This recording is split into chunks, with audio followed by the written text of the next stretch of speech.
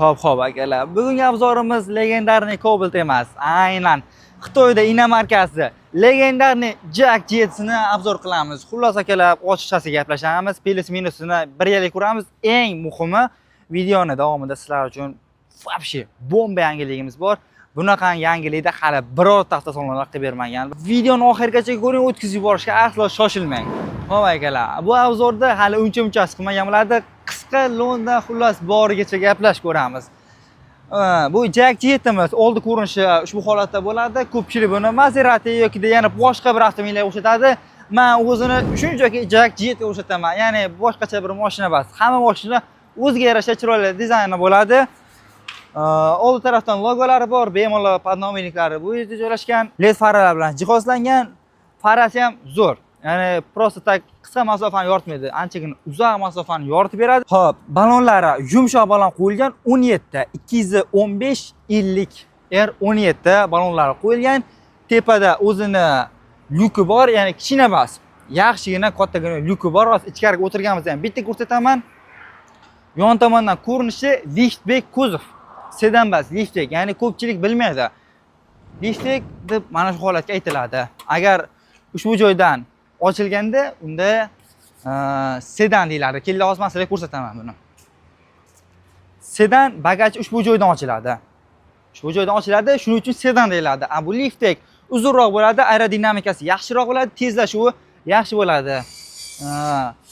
Metan propan o'rnatsa bo'ladi, lekin propan o'rnatganingiz yaxshiroq, chunki mana bu dagatdan olib tashlaysiz, bemalol bitta propan tabletdan o'rnatib olib, maza qilib, bosib mashina haydab yursiz bo'ladi. Bagaj hajmi 550-600 litr atrofida bo'ladi. Buni yana ham kengaytirsa bo'ladi. Qanday qilib desangiz, hozir men sizga bitta ko'rsataman.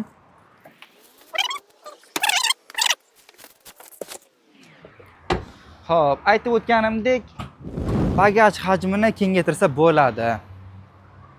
Ushbu holatda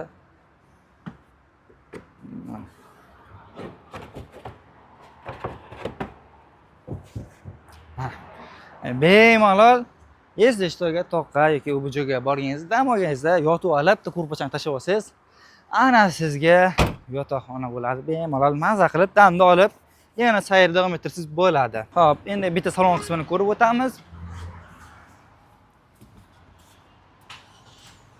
Mashina zavod bo'lganda ushbu holatda bo'ladi. Salon qismini ham hozir bitta ko'rib o'tamiz. Bu tablosi bemalol ko'rishingiz mumkin. Tablosida mana bu yerda oboroti, tezligi hamda qaysi rejimda turgani, parkovka yokida zatniyda, neytralkada yokida mexanikada turganini ko'rsatadi.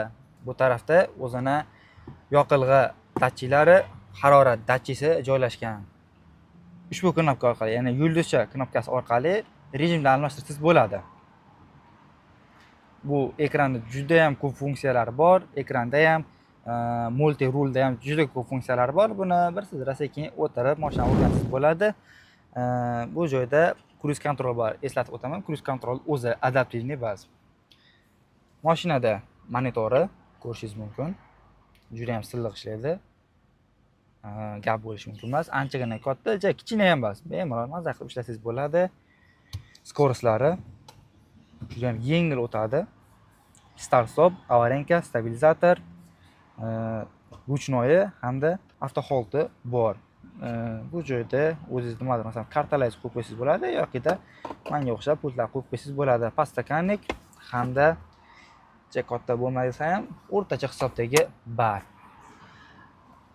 Aytib o'tgandek, mana sizga nima deydi?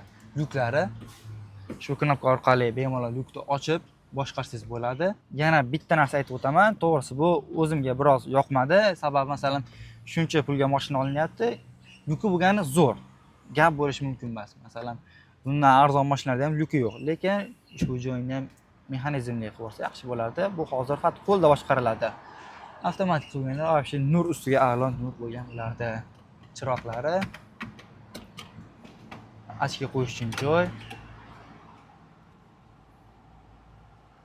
Yarashdimi? Albatta buni kommentariyga yozib ketsanglar, juda xursand bo'lgan bo'lardim. Ochga yoqqan bo'lsa, bitta like bosib o'tamiz. Xo'p, akalar, shu joygacha videoni ko'rgan bo'lsangiz, videoni o'tkazib yuborishga shoshilmang. Hali eng eksklyuzivniy qaynoq takliflarimiz oldinda. Videoga bitta like bosib, kanalga obuna bo'lishni va kommentariyada oluvchilar qoldirib, bizlarni podeshga qilishni unutmanglar. Bu joyda bemalol bitta, ikkita, uchta, maksimal 4 tagacha knopka qo'ysangiz bo'ladi. O'zingizni didingizga qarab turib, nimadir o'rnatmoqchi bo'lsangiz, bemalol shu joyga qo'ysangiz bo'ladi. Qo'shtirish uchun qo'yib ketilgan. Bundan tashqari bakov oynalar reglovkasi, farani reglovkasi bor. Bu joyda apshikasi yaxshi, masalan, oqarib ketadigan, tez rasvo bo'lgan apshika bas, plastmassalar yaxshi, yumshoq materiallar ishlatilgan, nikel, xrom elementlari ishlatilgan. Bundan tashqari bu yerda mashina sentral zamonga, oynalar sentral zamonga tushib chiqarish uchun elektronli ochib yopigan tugmalar bor. Endi shopirda uni tomonidan bitta mashinani ko'ramiz. Keyin sizlarga o'tkazib yubormanglar. Hozir men sizlarga bomba yangiligimizni aytib o'taman.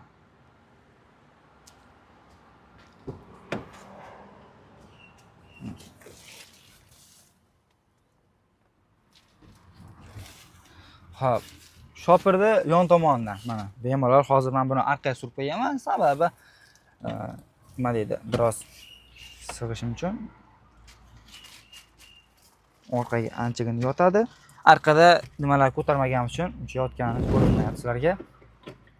Partashoga o'yin dokumentlari bor. Bu taraf ham xuddi shunday yaxshi koja elementlari ishlatilgan. Bundan tashqari sidnini polnisi koja.